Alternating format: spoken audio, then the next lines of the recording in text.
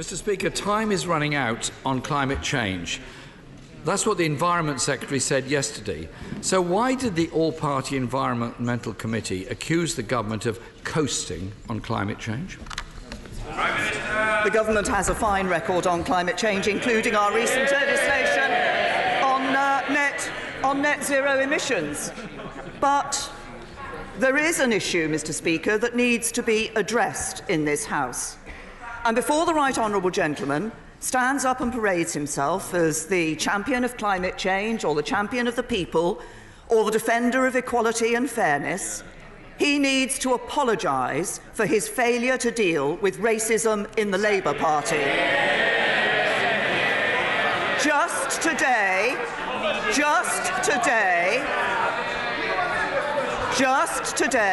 60 distinguished members of the Labour Party have written in the newspapers, "The Labour Party welcomes everyone except, it seems, Jews." This is your legacy, Mr. Corbyn. You still haven't opened your eyes. You still haven't told the whole truth.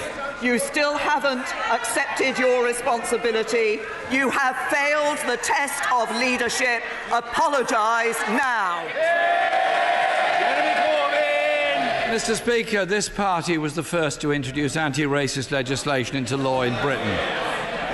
This party totally opposes racism in any form whatsoever. Anti-Semitism has no place in our society, no place in any of our parties, and no place in any of our dialogue. Neither does any other form of racism. And when 60% of Tory party members think Islam is a threat to Western civilization,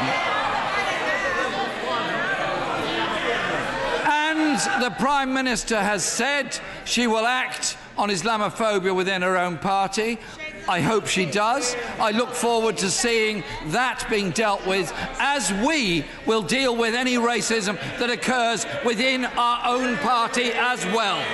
But the right honourable gentleman, I note, did not apologise in response to my first questions. We deal with Islamophobia in the Conservative Party. Any allegations of Islamophobia are dealt with, unlike his way in the Labour Party, where he is failing to deal with anti-Semitism. And he can stand up and say all he likes about the Labour Party introducing anti-racism legislation.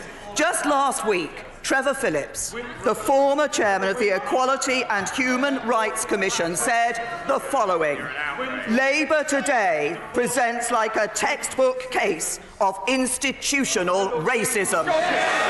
Jeremy Corbyn. Mr. Speaker, this party opposes racism in any form whatsoever in our society. And coming from a Prime Minister who encouraged the hostile environment, sent go-home vans around London and deported British citizens, which he's now had to compensate them for, I think she might look to her own party and her own government's records as well. He talks about dodging responsibility. The person who's been dodging his responsibility during this PMQs is the right honourable gentleman.